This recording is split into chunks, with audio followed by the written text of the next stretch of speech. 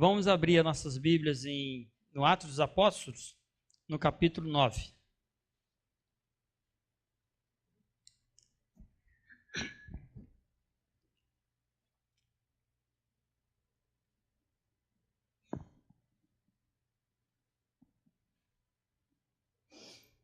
Amém? Podemos ler? Deixa aberto aí, daqui a pouco nós leremos. Vamos refletir nesta noite, como fizemos pela manhã, sobre um tema que provavelmente cada um de nós já tenha passado por ele e muitos não soubemos como agir, como fazer, como nos proceder diante desta situação. E o tema que eu dei para essa mensagem foi onde brota ou onde brotam as raízes da sua fé. Você já parou para perguntar, para analisar essa questão? Nós dizemos que temos fé, né? Nós dizemos que amamos, nós dizemos que seguimos o Senhor, mas onde brota essa fé? Onde ela está enraizada em você? Onde ela está enraizada no seu corpo? Ela está enraizada nos corações?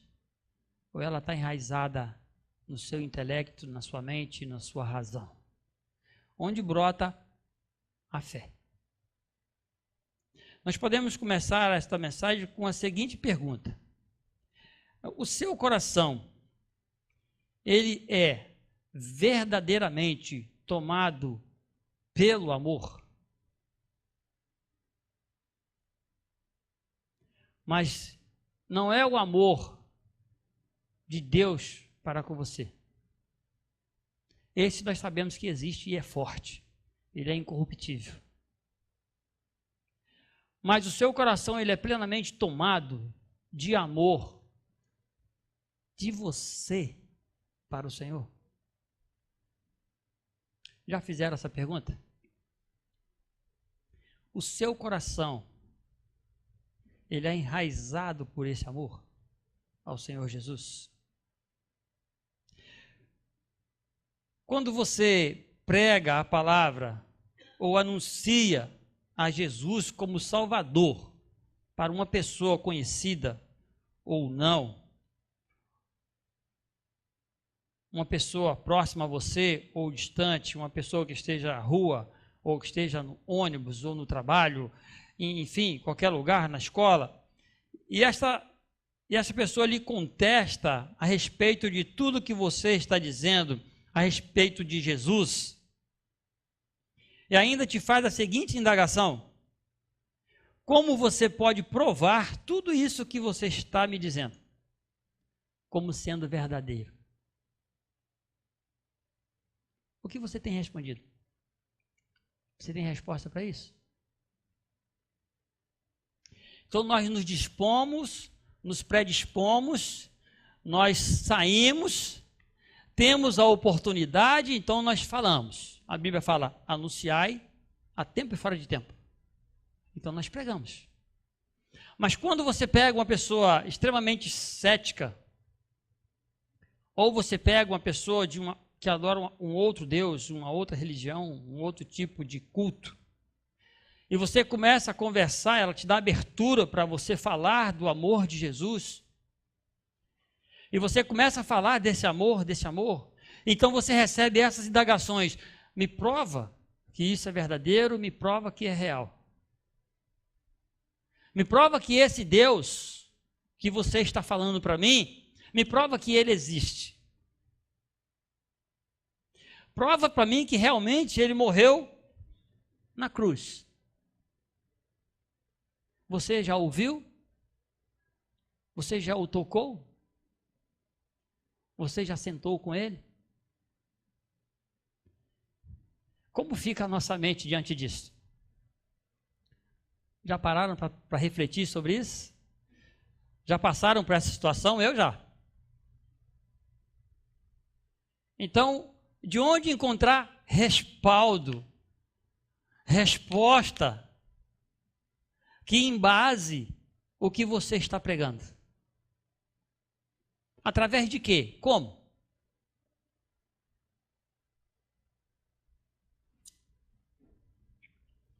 De onde surge este amor que nós falamos que temos para com Jesus? Como ele se processa, como ele brota, como se mantém aceso, queimando o tempo todo dentro de mim. Como procede a convicção plena da salvação através de um ser que não vemos.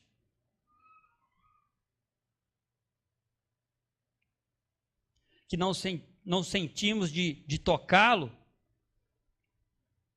Quando tudo o que estamos dizendo só passa no abstrato, no subjuntivo, se contrapondo inteiramente, 100% com a ciência, que tenta explicar a maioria das coisas através das conclusões de experiências em laboratórios. Eu posso provar porque eu tenho a experiência na mão aqui. Foi feito centenas de testes e a comprovação está aqui. Agora, me dá esta comprovação diante disso que você está falando. Onde está a prova que esse Deus existe? Já passaram por isso? De onde vem esse amor? Porque tudo que você está me dizendo é subjuntivo. Tudo é abstrato. Não existe nada de concreto. Através de quê? Você pode contextualizar que esse Jesus morreu por você, que te salvou, que te libertou e que você está dizendo que pode fazer o mesmo comigo. Como você pode me provar que ele é real, que ele é verdadeiro e que ele pode me tirar da situação caótica que eu me encontro? Onde eu encontro essa esperança? Como? Porque tudo que eles conhecem é palpável, é visível.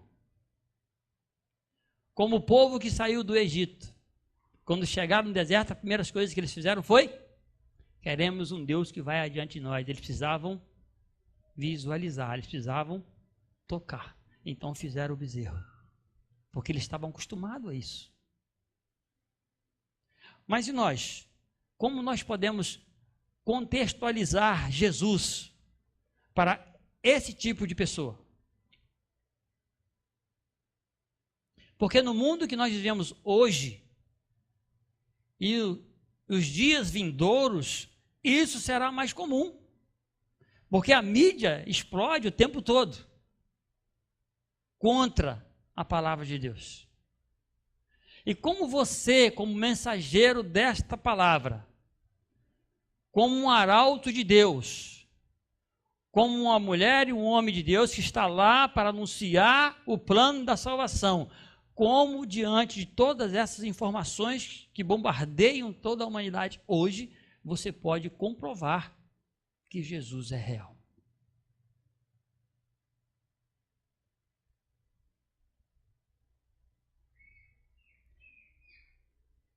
E tudo começa com a experiência. A ciência prova pela experiência em laboratório. E nós vamos provar a essência de Jesus através das nossas experiências com Ele. É a experiência marcante que você tem com o Senhor, que eu acredito que você já deve ter tido. É através desta experiência que você vai provar para essa pessoa que esse Jesus é vivo, é real e que Ele o ama. Então, se você ainda não teve uma experiência marcante com o Senhor, busque-a incessantemente, porque é essa experiência que vai te manter firmes no caminho do Senhor, que não vai deixar você vacilar, que não vai deixar você escorregar. Aí nós entramos no texto do apóstolo Paulo. Vamos ler? E Saulo, respirando ainda ameaças e morte contra os discípulos do Senhor, dirigiu-se ao sumo sacerdote e pediu-lhe cartas para Damasco, para as sinagogas, a fim de que, se encontrasse algum daquela seita, quer homens, quer mulheres, ou os conduzissem presos a Jerusalém. E indo no caminho, aconteceu que, chegando perto de Damasco, subitamente o cercou um resplendor de luz do céu. E caindo em terra, ouviu uma voz que lhe dizia: Saulo, Saulo, por que me persegues? E ele disse: Quem és, Senhor? E disse o Senhor: Eu sou Jesus, a quem tu persegues. Duro é para ti recalcitrar contra os aguilhões. E ele, tremendo e atônito, disse: Senhor, que queres que faça? E disse-lhe o Senhor: Levanta-te e entra na cidade, e lá te será dito que te convém fazer. E os varões que iam com ele pararam espantados, ouvindo a voz, mas não vendo ninguém. E Saulo levantou-se da terra e, abrindo os olhos, não via a ninguém. E guiando-o pela mão, o conduziram a Damasco. E esteve 3 dias sem ver, e não comeu nem bebeu. E havia em Damasco um certo discípulo chamado Ananias, e disse-lhe o Senhor em visão: Ananias? E ele respondeu: Eis-me aqui, Senhor. E disse-lhe o Senhor: Levanta-te e vai à rua chamada direita, e pergunta em casa de Judas por um homem de Tarso chamado Saulo, pois eis que ele está orando. E numa visão ele viu que entrava um homem chamado Ananias e punha sobre ele a mão para que tornasse a ver. Então aqui nós temos a história de um homem, né, um carrasco, um destruidor, um assassino, um perseguidor da igreja, dos discípulos, dos servos do Senhor. E esse homem tem uma experiência marcante na sua vida com Deus. E aqui nos relatos nós lemos que ele ouviu a voz do Senhor. E agora nós temos um homem que perseguia, que matava, que prendia, jejuando, orando e tendo visões. Era o plano de Deus para a vida dele. Ele ouviu a voz do Senhor Jesus, ele reconheceu essa voz, ele entendeu quem falava com ele, e ele seguiu plenamente o que estava sendo anunciado. Aquele homem teve o seu coração transformado pelo Senhor, porque Deus queria usá-lo mais tarde. Então, uma experiência marcante com o Senhor, ela tem por finalidade transformar o nosso coração. Porque o coração que nós temos, o coração humano que nós temos, se ele não for transformado, ele não conseguirá adorar o Senhor na sua plenitude. Nós podemos ver isso nos versículos seguintes que leremos. Quando Deus chamava alguém, ele transformava, ele mudava o seu coração. Tem que ser um coração cheio de amor para com Deus. A raiz da nossa fé, ela tem que nascer dentro do nosso coração. Porque se ela nasce na nossa mente, no nosso intelecto, ela é uma fé fraca. Ela é uma fé vacilante. Mas quando o meu coração é inteiramente inclinado, é inteiramente transformado pelo Senhor, esse amor ele brota a cada dia, ele se transforma a cada dia, ele se acende a cada dia. E ele me impede de cair. É uma relação íntima com o Senhor. De plena comunhão com o Senhor. Em Josué 24, 23, diz assim: Agora, pois, deitai fora os deuses estranhos que há no meio de vós. Inclinai o coração ao Senhor, Deus de Israel. O povo estava caminhando pelo deserto, Moisés já tinha feito várias maravilhas, Josué estava com o povo, mas o povo era vacilante. Então Deus diz: transformai o vosso coração, inclina os seus corações para mim, e eu vos livrarei de todos os inimigos. Em 1 Samuel 7,3, diz assim: falou Samuel a toda a casa de Israel, dizendo: se é de todo o vosso coração que voltais ao Senhor, tirai dentre vós os deuses estranhos e os astarotes, e preparai o coração ao Senhor, e sirva a ele somente, e ele vos livrará das mãos dos filisteus.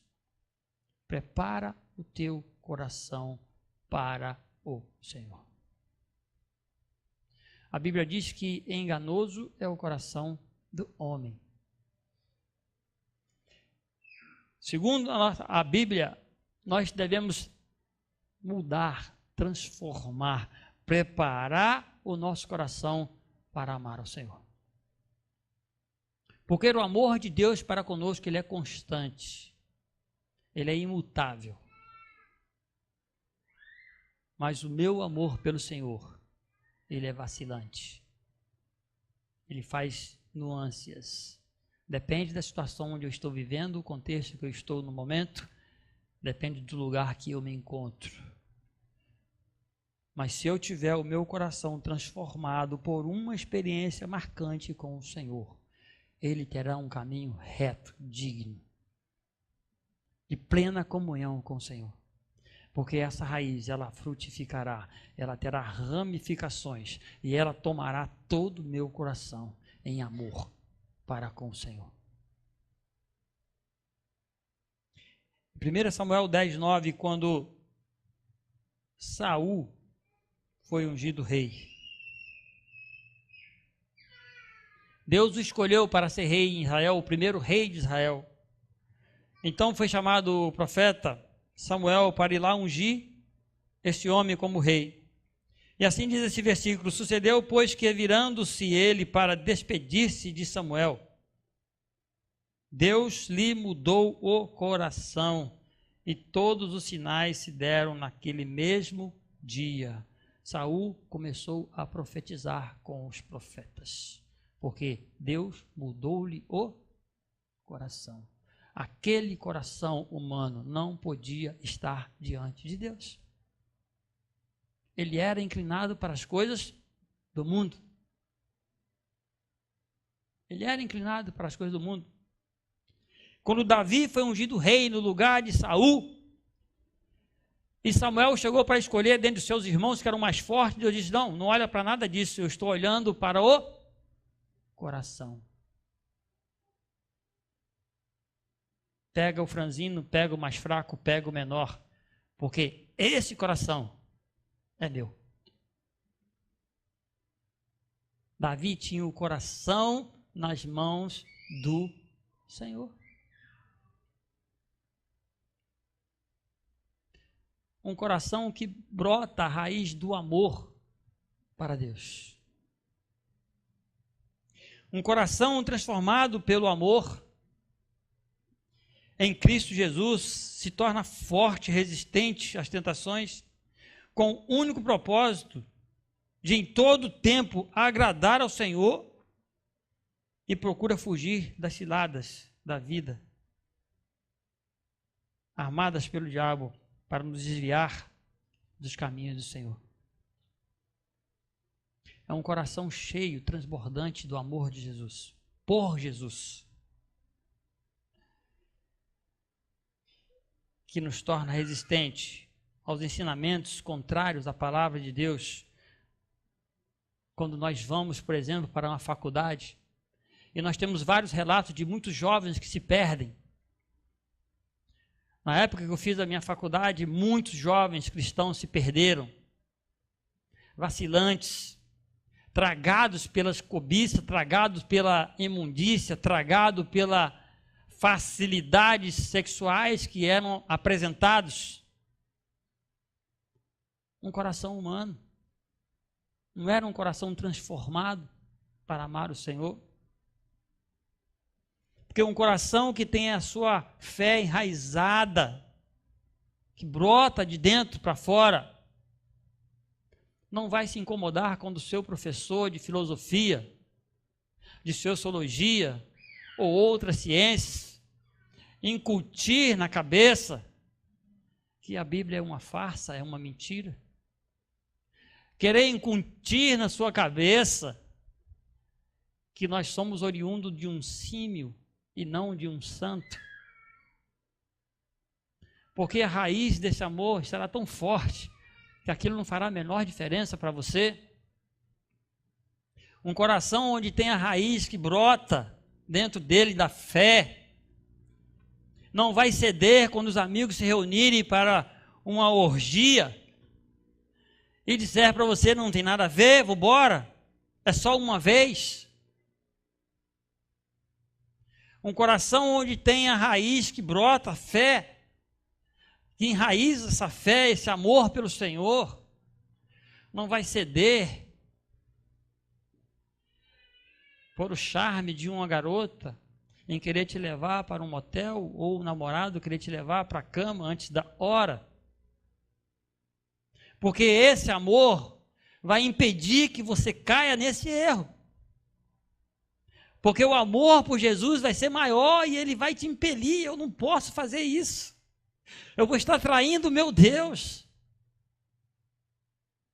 Mas quando você diz que tem esse amor apenas com o seu coração humano, ele te arrasta para o pecado. A natureza humana te arrasta junto com ele. Um coração enraizado de amor por Jesus, ele é cheio de fé. E é pela fé que se consegue explicar todas essas coisas. E é pela fé que se prova que Deus existe, e é pela fé que se espera o que não se pode ver. E é através desse amor que essa fé se fortalece.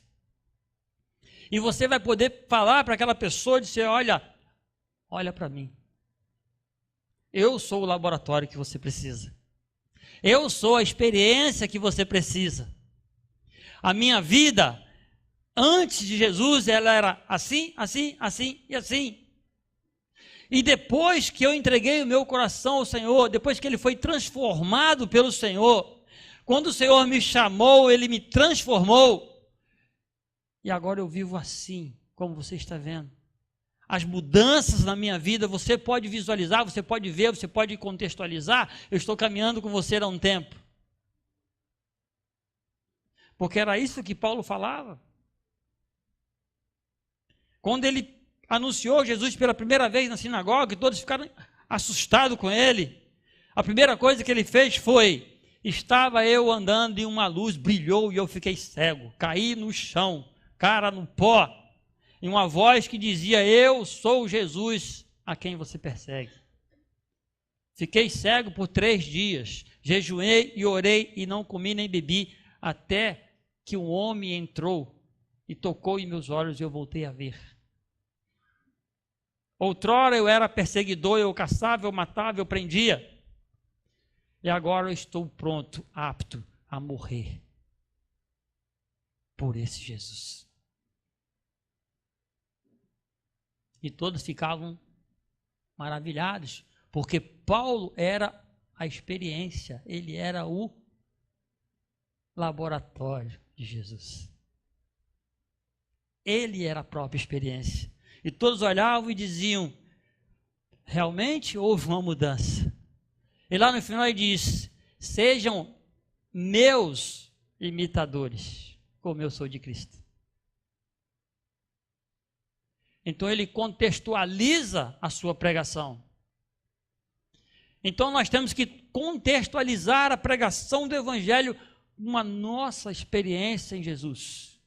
Nós temos que ser esse laboratório, nós temos que ser esta comprovação da mudança que estamos anunciando para aquela pessoa.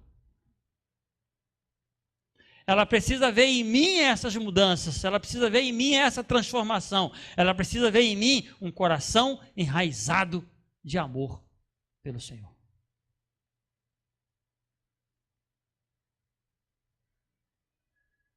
E quando você resiste, quando você diz não, você está demonstrando: o meu coração está firme.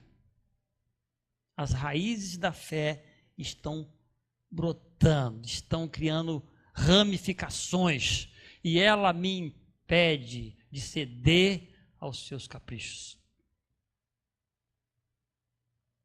Ela me impede de cair, ela me impede de escorregar. E ainda que eu venha vacilar, ainda que eu venha escorregar, ela me dá sustentabilidade para voltar e prostrar diante de Deus e falar: Senhor, estou aqui, tenha misericórdia de mim, porque o meu coração te pertence.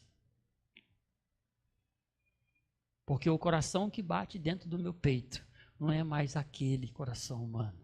É o novo coração que foi mudado, transformado pelo Senhor. É um coração enraizado por esse amor. E quando eu tenho um amor pleno pelo Senhor, eu vivo pelo Senhor. Nós teremos aflições, teremos provações, teremos dificuldades. Mas estaremos firmes, porque nós temos plena certeza que o nosso coração está nas mãos dele. Que esse coração pertence a ele. Então eu não terei dúvida da minha fé, eu não terei dúvida da minha vocação, eu não terei dúvida de como serão os meus dias. E eu não terei medo da morte, porque a morte para aqueles que têm o coração transformado pelo Senhor, enraizado por esse amor, ela é um prêmio, porque ela nada mais é do que a passagem de volta para casa. Passagem de volta para casa. Nada mais do que isso. Paulo, quando estava para ser morto, ele anunciou a sua morte. Hoje eu partirei. Vou deixar esse corpo, esse sarcófago, vou deixar esse alojamento e voltarei para o Pai.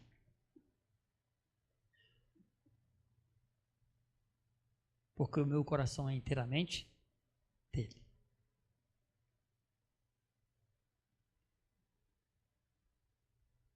Um coração completamente apaixonado por Jesus não se enfraquece quando nós vemos um filho amado, ensinado nos caminhos do Senhor. Que nós vemos crescer, orar, falar com o Senhor. E na sua juventude se perder, se desviar, sair, procurar experiências novas, em outros caminhos tortuosos, em outros lugares perigosos, onde poderá levá-lo à morte. É esse coração transformado que não se desespera. É esse coração que passa anos a fio, de joelho, buscando ao Senhor pelo seu filho, na esperança de que o verá voltando para casa, salvo.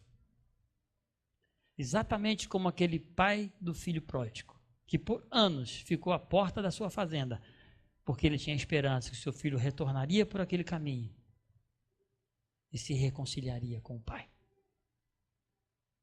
Porque o amor de Jesus está nele. É esse coração transformado, mudado, que nos impulsiona a buscar o Senhor pelo nosso cônjuge por anos, para que ele entenda essa palavra, para que ele aceite, para que ele abra o coração, para que o Senhor possa fazer morada. É esse coração transformado por amor que faz com que um pai, uma mãe, invada uma casa em chamas para tirar o seu bebê de lá, ainda que tenha quase que 100% do seu corpo totalmente queimado pelas chamas.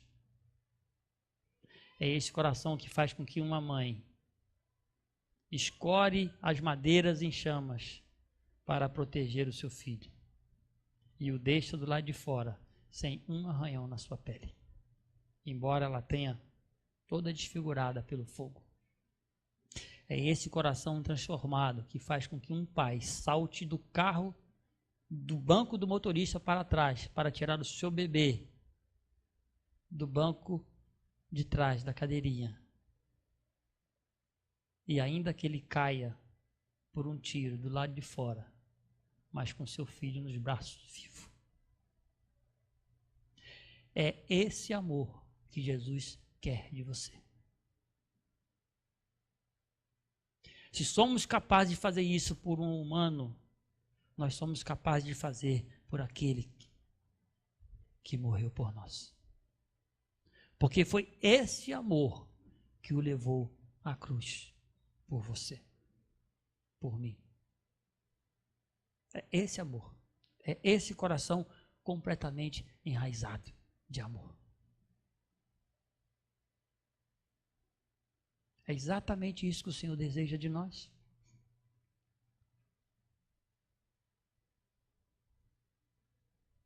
É esse coração transformado que me impede de ceder quando a roda de amigos me chama e me oferece um copo de bebida, me oferece um baseado, me oferece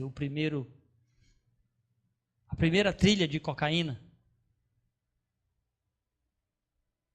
É esse coração que me dá força de falar assim: não quero, eu não posso, porque o meu coração pertence ao Senhor. E eu não posso trair a confiança em Jesus. Eu prometi ao Senhor que o serviria. Eu fiz uma promessa que não usaria. Eu fiz uma promessa que não beberia. Eu fiz uma promessa que não vacilaria. E o amor que eu tenho dentro do meu peito por Ele é maior do que tudo isso.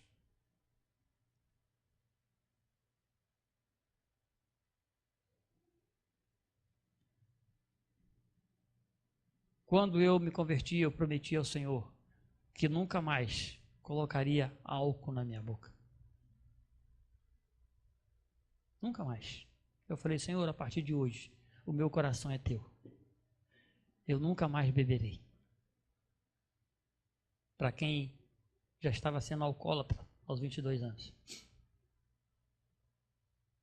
E quando um amigo, uma amiga, um irmão, eu falei: não posso, porque eu trairia o meu Deus. O meu coração é dele. Eu caio, eu peco, eu vacilo. Eu tenho as minhas escorregões, porque nós somos humanos, nós passaremos por isso e ele sabe. Mas ele também sabe que o meu coração é dele. Ele sabe que o meu coração está completamente enraizado por esse amor. Eu não tenho como fugir disso. O meu coração foi completamente transformado. A minha forma de ver as coisas foi transformada. De sentir, de perceber, de agir, foi transformada pelo Senhor. Por isso que 1 Coríntios fala que as coisas velhas já passaram, tudo se fez novo, porque um coração renovado, transformado, mudado, ele é diferente. Ele é diferente.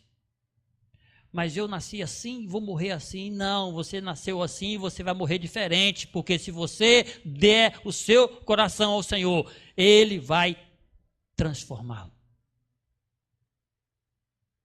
Você não tem que morrer assim. Você tem que morrer sorrindo. Porque a morte para nós é uma passagem para a eternidade. Os apóstolos sabiam disso, Paulo sabia disso. Em Gálatas 5,6 diz assim: porque em Cristo Jesus nem a circuncisão, nem a incircuncisão tem valor algum, mas a fé que atua pelo amor, essa tem valor. Então Paulo estava dizendo para judeus e não judeus: não importa rituais, não importa o fazer, não importa o falar, não importa nada disso. A única coisa importante nesta relação é o seu coração, ele foi transformado, ele foi mudado. Esse amor que brota pelo Senhor, ele fortalece essa fé que há em você. Porque é pela fé que você vai fazer as coisas, mas é a fé movida pelo amor. E esse amor, ele deve sair do seu coração, do meu coração. Mas para que isso aconteça, essa raiz tem que brotar aqui dentro. E essa raiz tem que ter um nome: Jesus. Jesus. Uma relação indestrutível entre fé, amor e esperança. Essa tríade, ela é indestrutível na nossa vida. Deve ser. Ela se fortalece. Ela me impulsiona a fazer o que é correto. Esse mundo não pode nos tragar se tivermos o nosso coração transformado pelo Senhor. A relação de Paulo com Jesus era uma relação de coração. A relação de Pedro com Jesus era uma relação de coração. A relação do João, o apóstolo do amor, com Jesus era uma relação de coração. A relação dos profetas com Jesus era uma relação de coração. A relação de Jesus com o Pai era uma relação de coração. Mas o que isso tem em comum? Todos morreram por esse amor.